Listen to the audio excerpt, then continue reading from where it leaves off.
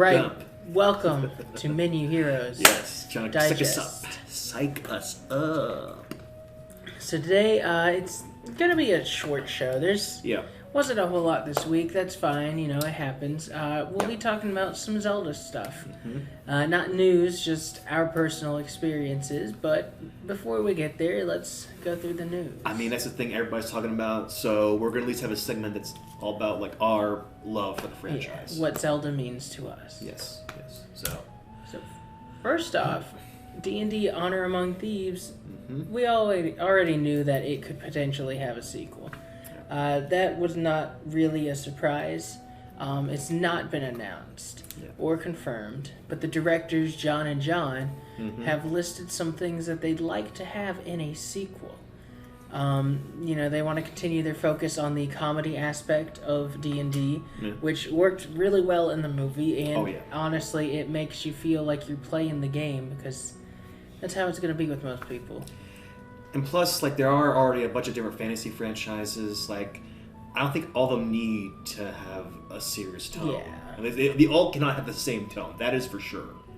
But there certainly are some D&D fans that certainly are out there that were not super happy with the more comedic elements of it. And that's fair, but it's all about how you play it. Yeah, and it's not going to be for everyone, but the majority of people really liked the comedy fantasy adventure. Yeah. Speaking of somebody who has seen it 4 times, the theaters were never packed, but there always was a group of people keep going back to it, or at least like some people like clearly had heard from a friend of a friend or a family member being like, "This movie's really fun, guys." And the reviews for it are overwhelmingly positive. Yes. Unexpected. Oh my god. Unexpected. They were not expecting it to be as positively embraced. I don't know. Yeah. They hope to bring back the owlbear because, of course, that was popular. Mm-hmm. They want to include a beholder because it's a beholder. Come on. That's one of my favorite creatures. Yeah, we need a giant. I get they're kind of made fun of a bit, but just something about it just screams D. I mean, obviously dragons speak D&D, but it's like beholders are like in that area, in that tier of like other recognizable monsters or monstrosities. The marketable plushies. Oh yeah, because I got a pink beholder as a little toy or like little thing we got right after the movie. So I had a lot of fun with that. They want to include a sense of the characters leveling up. For example, the bard. He didn't have any spells, but once a bard reaches a certain level, they can learn some cantrips and whatnot. Yeah. They also want to use the same party, of course. But they would also like to introduce some new characters, monsters, and locations. Build the world up a little more. Oh yeah. But they went into this movie with the intention of it just being a one-shot. Which is a very respectable thing to do. And that's...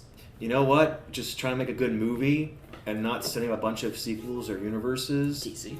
Yeah, there's been plenty of franchises that have done that, but yes, DC is guilty of it. DC's guilty of doing it and then not following through with it. Yeah, but. And the Marvel's starting to become guilty of that too, so... Thankfully, the last movie they released... Guardians of the Galaxy 3 was is good. so amazing. And it does feel like the end of this saga of Guardians films. I think they'll eventually do another Guardians movie, but probably, obviously, different director and different team. But this, I felt like this was like James Gunn's, like, Swan song. Yeah. Well, Marvel's Swan song, at least.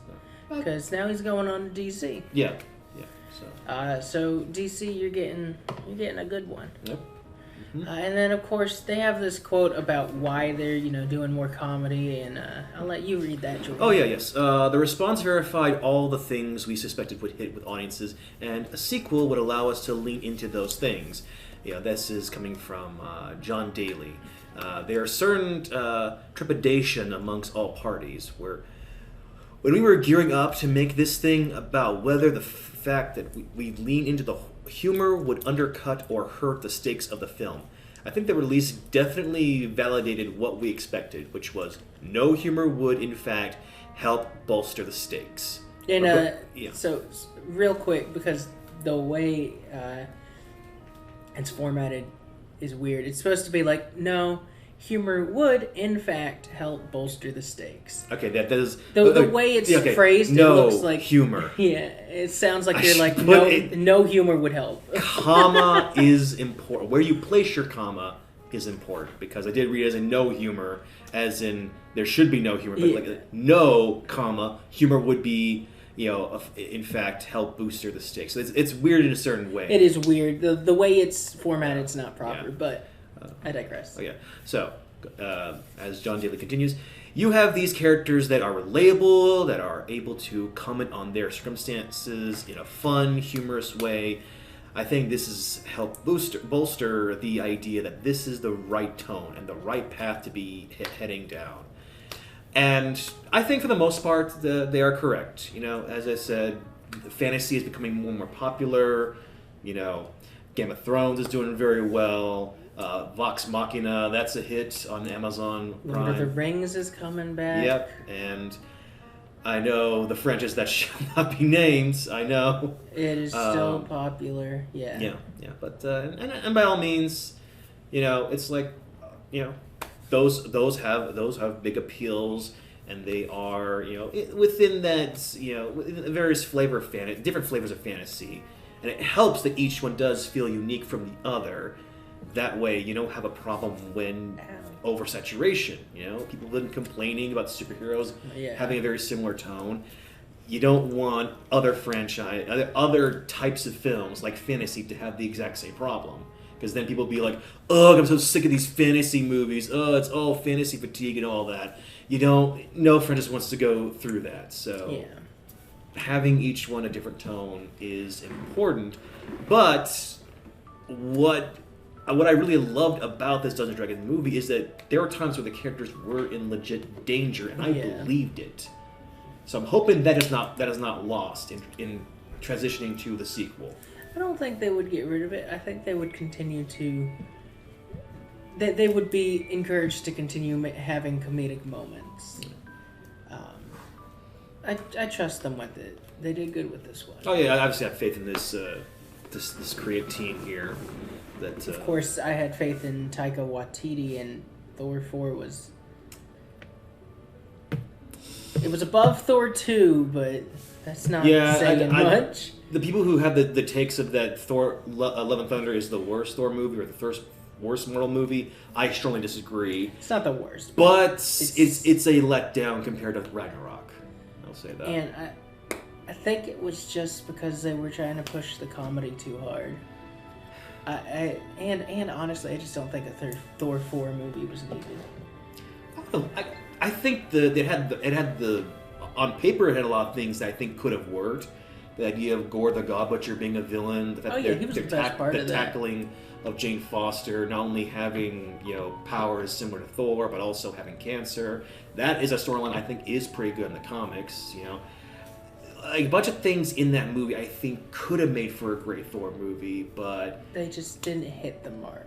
No, and it's a shame because sadly how the hierarchy of gods work in the Marvel universe is even more complicated because of this movie, and not to mention of if the Greek gods actually the Greek pantheon does actually exist in Marvel, then what were the Eternals all about? Because it seemed like they were the inspirations for the Greek pantheon, Yeah.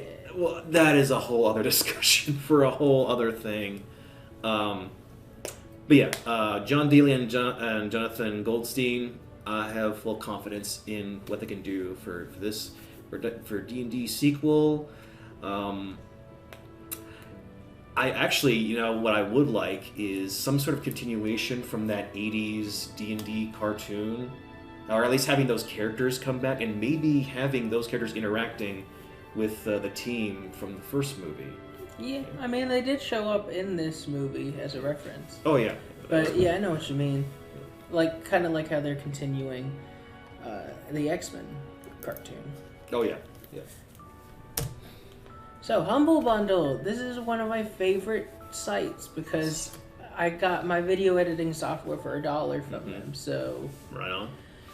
They have a Capcom bundle for PC at $30.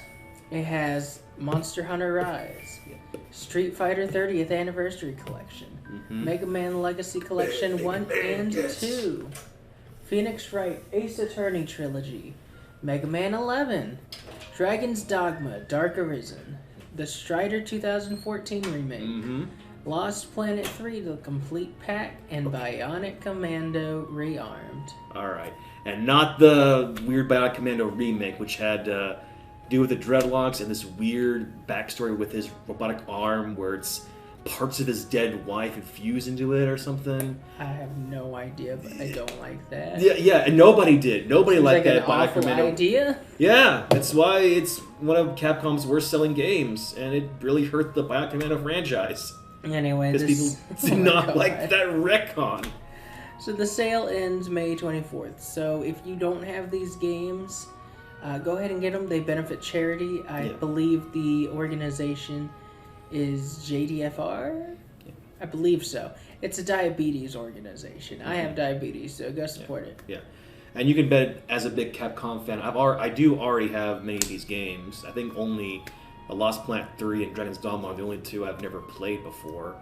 But by all means, this is a great collection. I would actually consider a steal. Yeah, for all of this for $30. Again, Monster Hunter Rise did not come out that long ago. Yeah. And that was a full price game. Most of these games are $30 by themselves. Oh, absolutely. So, Humble Bundle, somehow giving you steals, but staying in business. Yeah, and being legit. And donating to charity. And donating to charity. It's so, the best of all worlds. So even though I'm a longtime Capcom fan, I might just go ahead and buy this already because I have all these copies for my PC. Worst case, you already have them on PC, you can gift them to someone. Yeah.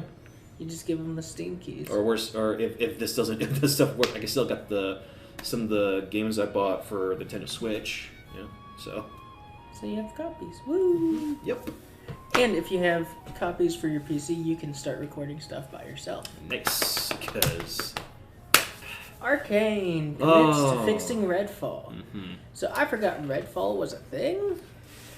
Funny enough, I think I was one of the few people that saw the trailer and thought this could be fun. This could be interesting, as like a shoot up, like a shoot 'em up thing involving vampires and other various monsters.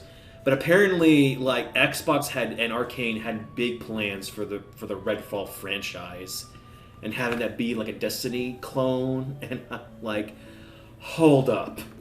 Time out right there. You gotta release the first game successfully. And it's just... This goes back to the movie thing we were talking about. Yeah. Do a single entry first. If it goes well, you can start building a franchise. I know Arkane released Deathloop that came out either last year or 2 years ago. That one was a heavily, very positively reviewed and, praised game. And this is this kind of loss. This guy really shaking the company up. I mean, Xbox apparently does mock reviews internally to gauge how the game's going to perform. I don't know how that's very helpful to them. I guess it helps with marketing. They're like, okay, this is how much we allocate to marketing or whatever. But they claim that the critical reviews are far below their estimated reviews. Yep. And they are, quote, shocked by the negative reaction. So Xbox claims that Arkane is going to take the feedback and they will implement it. They're currently working on a 60 FPS update, and they gave that as an example of their commitment to improving the game. I didn't add it on here, but they did mention the CEO of Xbox, or the head of Xbox, Phil Spencer. Yeah. He mentioned that they didn't delay it. They were asked, why didn't you delay the game? And they were like, well, the game had met our specific vision we wanted, but we didn't realize that the fans weren't going to like that vision, basically. So, when they originally delayed it, it was because it wasn't meeting their expectations internally, and they didn't delay it because it was meeting their expectations internally, but not the external expectations. It sounds to me like maybe you shouldn't do an internal team that judges this. Maybe you should look for third-party test screenings or test players to be like... Subjects. Nope, not test subjects. Oh no! Oh, Focus no. groups. Focus Yeah, groups. yeah. That's the phrase. Okay, You yeah, got there. that makes it's less creepy. Yeah.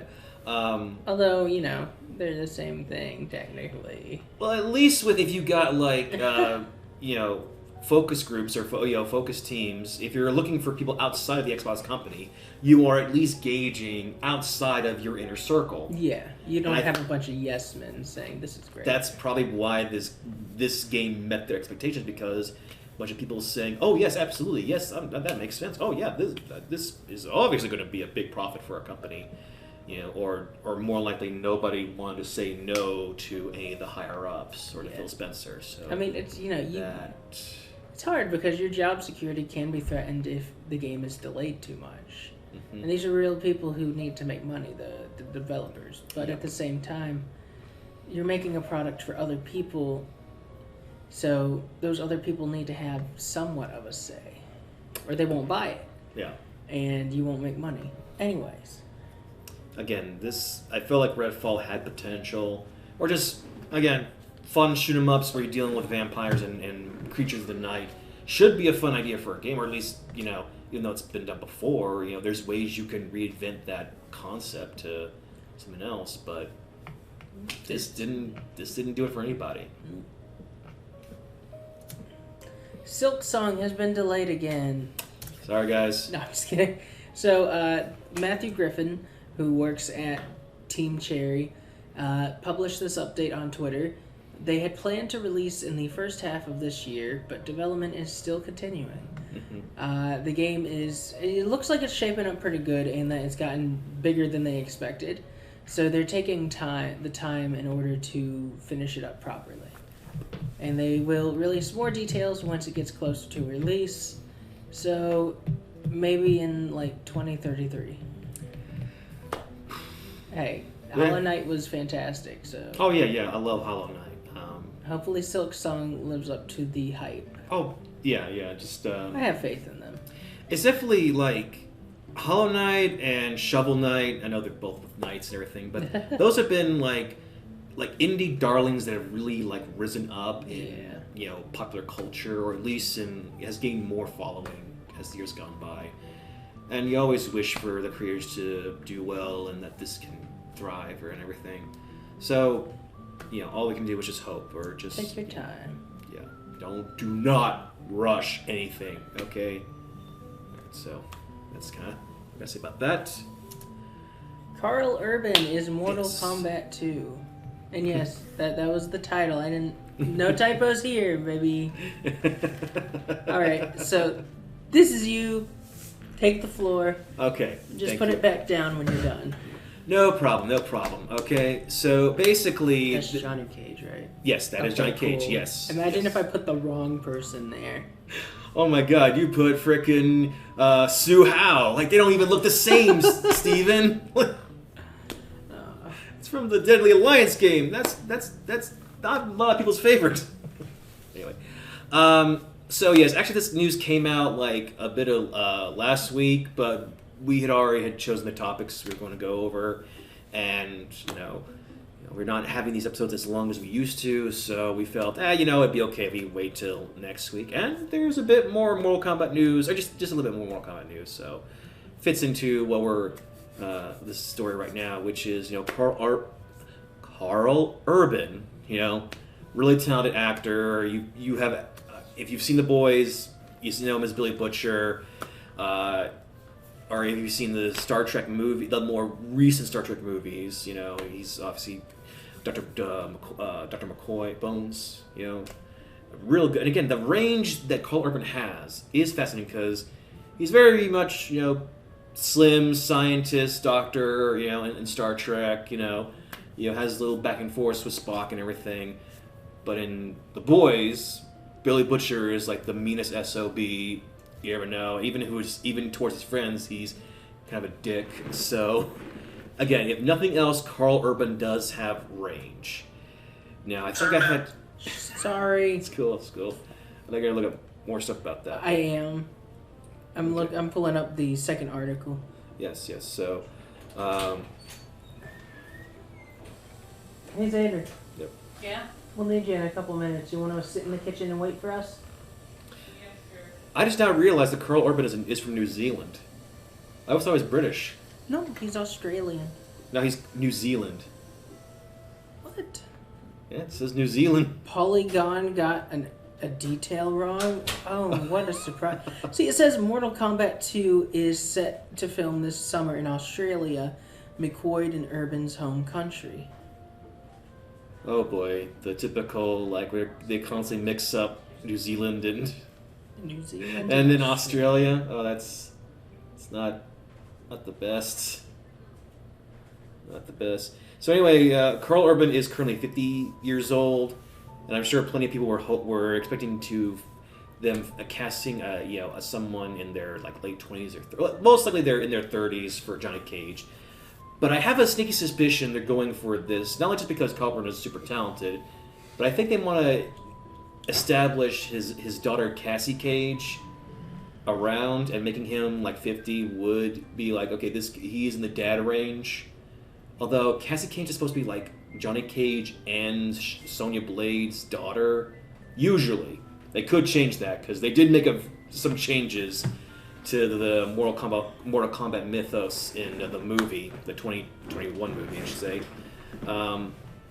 Overall, I still like that movie, but its beginning, where it showcases the origins of Scorpion, is the best part of the movie, and nothing else from that movie really is of equal quality to that. So, but then again, the director that's the writer Jeffrey Slater. Sorry, the director of these two Mortal Kombat movies admittedly the last movie was his first feature film. He had done only a few things here and there. I can just pull up So anyway, so he only directed like commercials before doing the Mortal Kombat movie.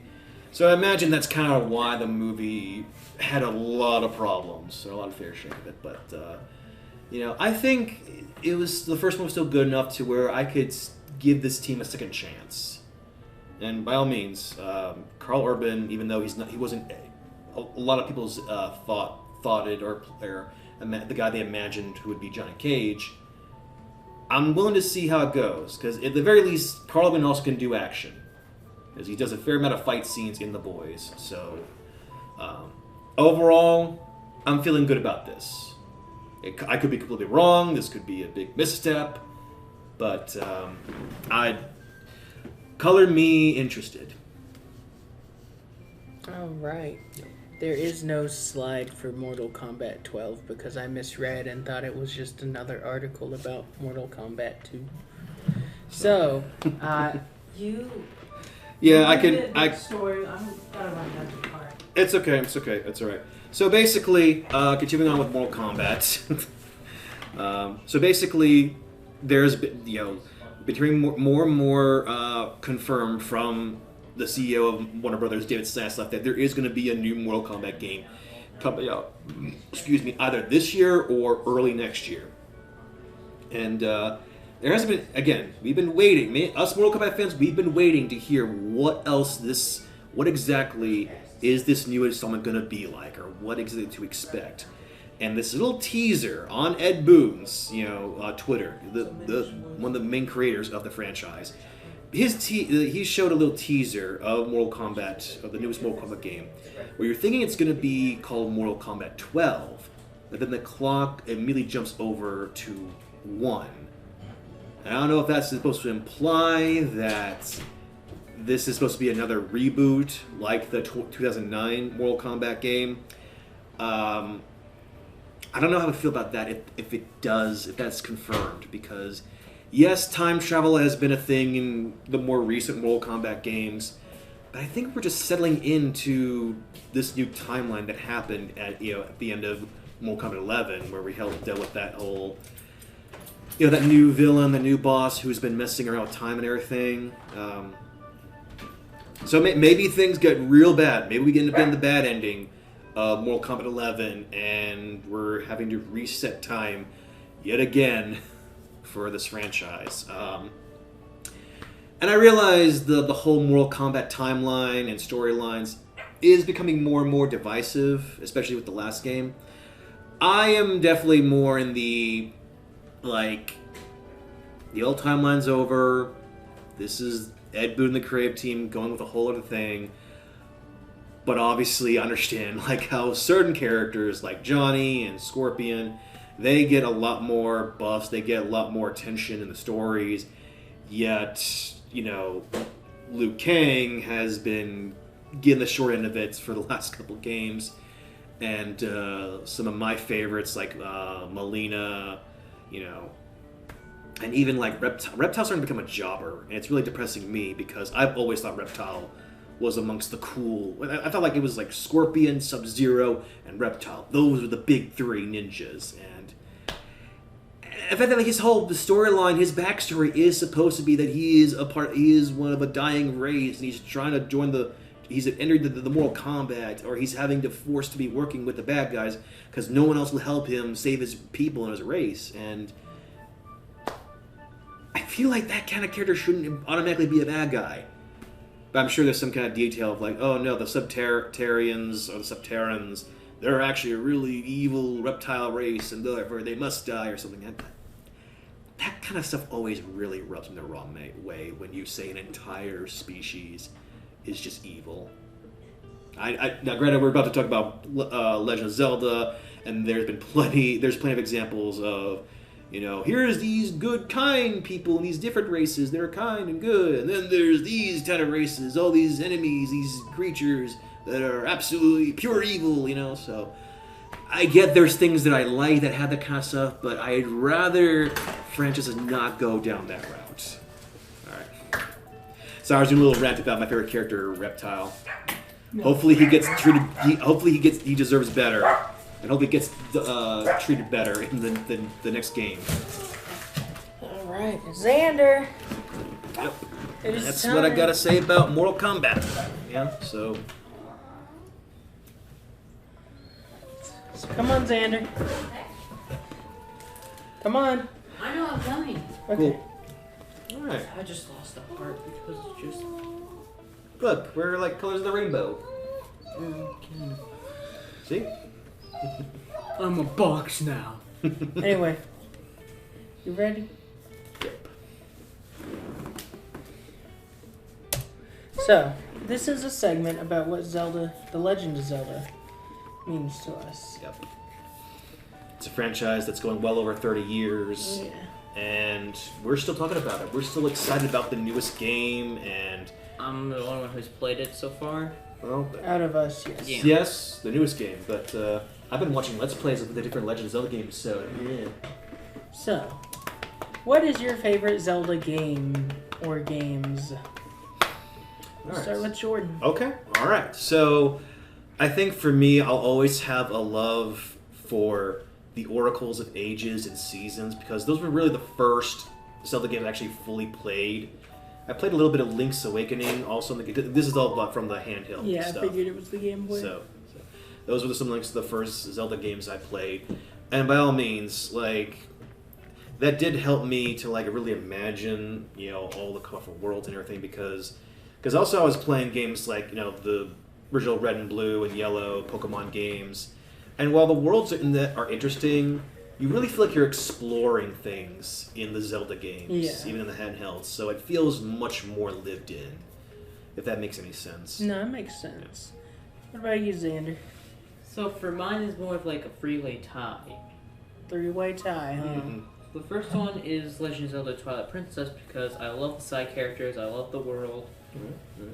And then it's Legend of Zelda Breath of the Wild, which I have spent all time on, and I do love it. But then the other one is Tears of the Kingdom. Nope, you don't. You only get to say Tears of the Kingdom. Okay. All right. Okay, so. Just cause, no spoilers. Okay, I so was you just do. gonna say that it's like I haven't finished it yet, so. You like it so far. Yeah. That's how Okay, good it is great. so Yeah. far. Great, awesome. Jeez. Mine. Sorry, Xander. I just wanted So to. rude. I just want to make sure there's no spoilers. Anyway, mine are like you, the Oracle games and Link's Awakening. Mm-hmm. Those are some of my favorites, as well as Four Swords Adventure Majora's Mhm. Mask. and Majora's Mask and Yes. Wind Waker.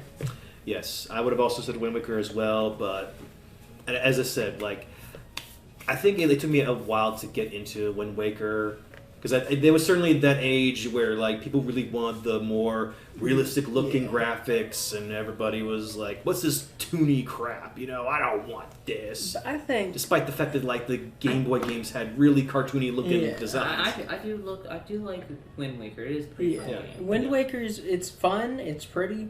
I think that the art style betrays how dark it can get. Yeah, and the whole story is based off the fact that nobody saved the world, so it got flooded. That in itself is pretty dark. But then you've got the whole idea that there is no lineage, no hero line continuing on. Some boy who isn't chosen by the goddesses sets out to save his sister, and he ends up saving the world. I just think that's a really neat story. I think if it had the graphics of Twilight Princess... Hylia doesn't choose us. I choose Hylia. I think if Wind Waker had the graphics of Twilight Princess, it would have been more popular. Except for the Triforce quest. That is just garbage. I haven't gotten that far yet. Well, some of it's garbage. That is the hardest part of the game, and despite the fact that you do have a mission going into a ghost ship, which I do like, the rest of that just feels like hard. It feels like it's forced you to explore the different islands. When there's What about partners? My favorite Zelda partner. No, hold on. I've got this covered. Okay. I got it covered. Okay.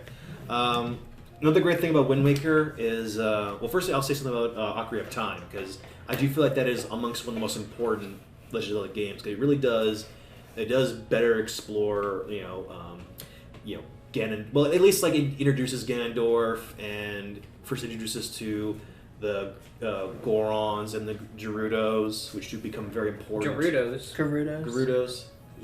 I've heard it pronounced different ways. Okay. It's like Pokemon. It doesn't matter. Yeah, and I think it was the first time where the Zoras were at least neutral or somewhat good, because they were bad guys. Yeah, they were the enemies, and then they're like, oh hey, those are actually Zolas, or they're like sea Zoras, and these are freshwater Zoras. I think is less cool. Yeah, I'm sorry, but that's a an thing. actual thing. That's an actual thing. Oh my god. There's a difference between saltwater Zoras and I freshwater just in Zoras. that Yes, one, but they're not I just necessarily. thought Link and Ganon just, turn them evil by using magic to corrupt their mind. Or That's just what I heard. Or just be like, Ganondorf was able to like persuade and entice some Zoras to be on his side. Like you can have him be like a great manipulator, someone who can, persuade people to his side or anything. I mean, he did do that in Twilight Princess. The points in time when the Zoras were the evil ones, like in the first couple games, those were after Ganon defeated Link. So he had the Triforce and he gets sealed in the Dark World. At this point in time, the Zoras could either just be really territorial, because Zelda 1 and 2 take place towards the end of the Downfall timeline, or it is just saltwater. I would just say corrupted their mind, because their entire features change. That wouldn't be the result of that is more the result of evolution. Malice, kind of like that. No, evolution over time. Yeah. Okay, getting back to what I was about to say. What I was about to say was that is that while it introduces Ganondorf, you don't get him that much. You don't fully get his motivations, even other than like he wants to be the Demon King of Thieves and what have you, and take over Hyrule. I think it's Wind Waker where you get a lot more of Ganondorf, and that one speech at the top of the Hyrule Tower, where he's like, my home was a vast desert where everywhere you go, death followed you. And here was this lush green land that had everything. And it's like, of course I wanted that. Yeah. I felt that was a great motivation or a great understanding of his character. And while Twilight Princess and Wind Waker take place in separate timelines, that motivation is still there because... I feel like Ganon would be highly bullied, since he would be the only boy in all girl place. Yes, he was the king of the Gerudos because he was a male. Mm-hmm. Anyway. Cool. What's your favorite item in the Zelda game? You get one item, guys. Make Okay, it count. I gotta really think about this. So, the hover boots. Oh my god. For No, real? I That's your hate final them. answer? No. Definitely the different kind of arrows. Fire arrow, ice arrow, light arrow. Those are classic staples of Zelda, and they are super useful in every game. So, yeah, I'm definitely picking those, or at least the different types of arrows you can get. Okay, I know. I got 2. Is that okay? I'll allow it. Okay. Yeah, you can do 2. Yeah, mine's technically 3. Legend of Zelda Twilight Princess dual hook shots. Okay. The dual hook shots are good. And the new hand, and can I see that? In Tears of the Kingdom. Can I see that? Was it shown in a trailer? Yeah. Okay, then I you think can we saw the trailer you that can showed mention that. it. Showed that. Yeah. Yeah. Is it the Ultra Hand? Or it's not called the Ultra Hand. That's, No. That was a Nintendo product. I can't Okay. say who the hand. No, I can't say that. I can't say it. It's the hand we saw in the trailer Yeah. that moved stuff. Okay. with. Yeah. Yeah. That's pretty cool. Okay. Yeah. Mine would be.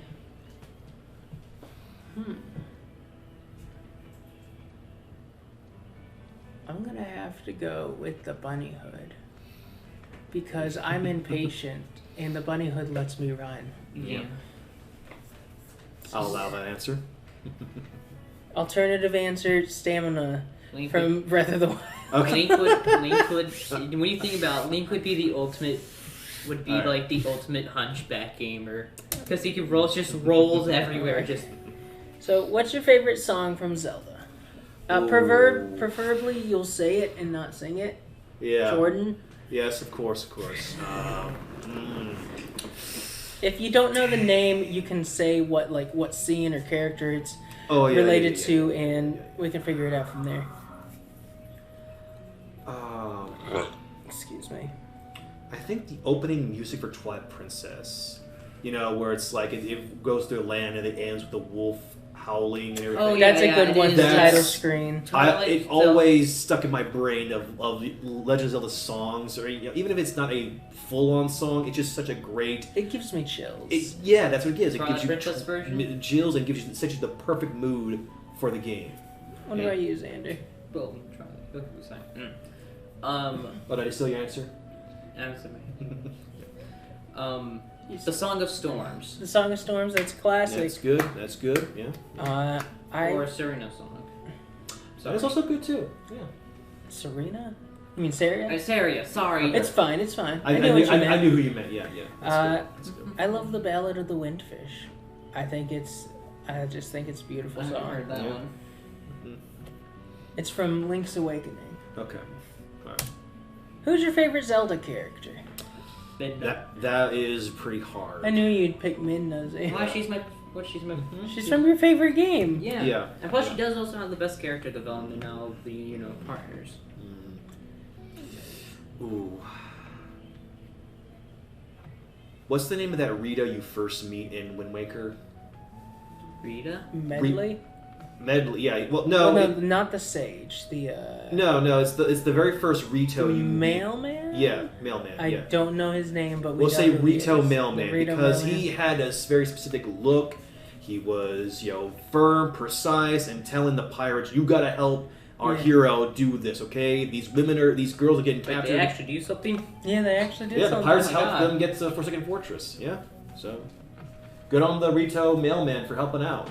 But yeah, again. There's some great Ritos in Breath of the Wild, but when I still think of a Rito, my first thought is the Mailman from Wind Wind Waker. Waker. Yeah. I mean, they're different species, technically, of Rita, Ritos. the first thing that comes to mind is chicken wings. Oh my god. Imagine if I was the- Link. Just the we did a video long years ago about the evolution of Ritos and why the ones seen in Wind Waker are fundamentally different from Breath of the Wild. Yeah. Mine would have to be Malin because I'm basic and she's cute and country. Mallow? Malin. The redheaded The girl. farm girl. Yeah, redheaded farm girl. From which game? Jorah's Mask or Ocarina of Time? Because in Ocarina of Time, it's Mallow. It's Malin in Ocarina of Time. Yeah. I think in Majora's Mask has two different sisters. In Majora's Mask, she's been split. The child version's Romani and the adult version's Premia. All right. Can I say one thing about that? About Termina and everything. I think I'd rather it just be a country or some other land in that world. Because while yes, obviously these games focus a lot on Hyrule, but I like the idea of there being another country, another continent out there that we could explore at some point. So I mean, we have explored them. We've explored Labyrinthia, and Does Twilight Realm count? that's technically a different realm. yeah, I'm talking about an actual country or land that exists in the same. The Oracle of realm as Ages and Hyrule. Seasons are actually take place in 2 different countries, Holodrum and You're right. Yeah. Termina. I like the idea that it's a parallel world because it gives me the opportunity to theorize using the multi-worlds interpretation and all that. Okay. All right. What's your favorite Zelda race? Give us a like if you're a racist. Elon Musk liked this. Oh my god.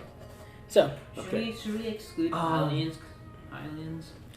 you can, if you want to choose Hylians, you can. It's just whatever you think is which race you think is the most unique or it has the most interesting lore. Zoras. You like Zora's? Yeah, I think in terms of his lore, I would say Zora's. I know the easy answer. I know the most stereotypical answer for me would be the Ritos. I'm just trying to think. Ritos are kind of like my least favorite. Oh, really? Yeah, I don't really see I love the Ritos because of that whole evolution thing, how they evolved from the Zoras in one timeline, and then how in another they just came into their own. Yeah. I think Ritos. I really. was that? It's like I almost want to like Goron. Like, okay, in a way I do like Gorons, but it's just like they're kind of meant to be sort of like the dwarves of the Zelda universe. They're not short. No, they're not. But he they're meant to be means, like they exist in mountains. Yeah. They build armor, stuff like that. Or they're known for being very physical. And, You gotta stop pacing, or the microphone can't pick you up. Sorry. Okay. I was being really funny. Sorry, buddy. I'm just trying to think of like.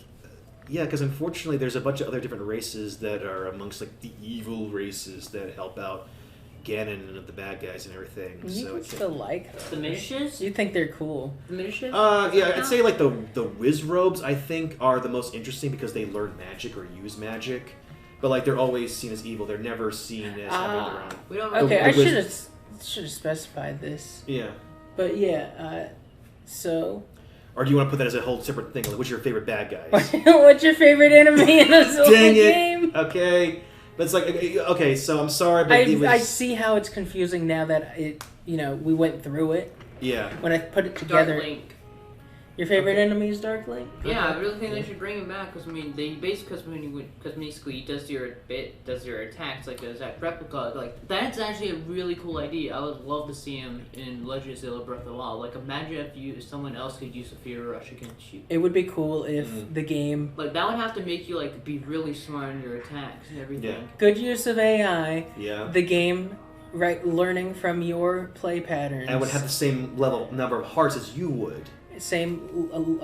It And analyzes. the same weapons. Yes, and it analyzes your attack patterns. Yeah. And Of course, programming all of that into a game, I can imagine that just being a nightmare for the development team.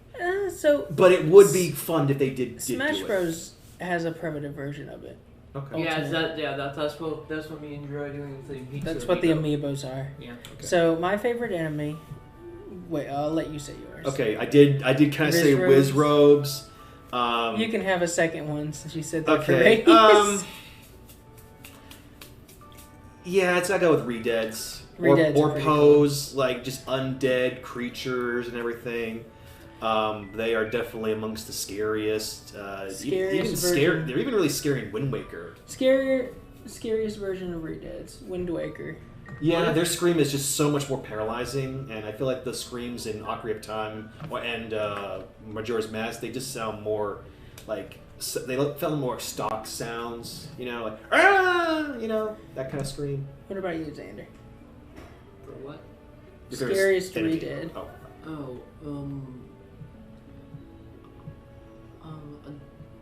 I'm pretty sure like some type of undead enemy like screamed at you in Twilight Princess? There was it wasn't quite a re-dead, but it was close, and it's close enough. I know what you're talking about. You especially see them when you're doing that challenge in the Gerudo Desert. My favorite enemy is the Choo-Choos because I just think they're silly little guys. Yeah. The different colors, I like it. I especially like it in Wind Waker because you get to make potions from Their them. eyes are just so And big. they're just crazy. Crazy looking eyes. But I also really like them in Breath of the Wild because you can farm them. Oh, yeah. I'm looking up something real quick. Yeah. And what was your first Zelda game? Twilight Princess. Twilight Princess was Xander's. Yours? I mean, obviously, mine were Oracles of Ages and Seasons. I tried playing Ocarina of Time when I was a kid, but I think I mentioned last time, like, the Skulltulas were so scary. They freak you out. And I should probably also mention that as, well, no, they're not my favorite enemy because they are super annoying. And they scared me a lot when I was a kid, so I had a hard time. I had the hardest time finishing Ocarina of Time because of them. So they would be on my list of least favorite enemies. My first Zelda games were Link's Awakening and Oracle of Ages. They were also my first two games that I can remember, the third being Scooby-Doo Night of 100 Frights. Right on. And that is it. Yeah. We're done. Yeah. Xander, You don't want to edit. rank the best Zeldas in No. Legend of Zelda? We're not doing that. No. Too Tetra would be much the stuff. obvious winner. Yeah, she's a good version of Zelda. Okay. I think the Link to the Past, Link Between Worlds Zelda is the prettiest. Tied with Tears of the Kingdom, short-haired Zelda. Okay. All right. All right, so That is gonna do it. Hope Thank you guys you for out there are watching. enjoying your Zelda games, whether it be the newest one or you're like me, you're exploring the history of Zelda. Maybe So- you're using a checklist you found on Reddit by someone named Count Blair. Who knows? Maybe you were the one who gave me gold on Reddit. That was kind of weird, but thank you for that. Or if nothing else, you're enjoying some old YouTube poops involving the CDI Zelda stuff. All right. It's time to go. Can I Yeah. say something? Yeah. What are you saying? Don't play a video. It's not a video, it's a picture. What is it from? Oh, If it's a Tears rough- of the Kingdom. No, it's a Okay. rough draft of the Wizard Let me Robes. see. So that's what they look like without the robes. Oh, yeah. Oh. It kind of reminds me of like, what if like a Redead and like a Choo Choo, like elemental Choo Choo. They had a baby. I guess you could see that. If you yeah. use the fuse rune on them. Because like that would explain. All right. Thank you for Okay. watching, and Yeah. until next time, stay cool. Yes. And yeah. Ha!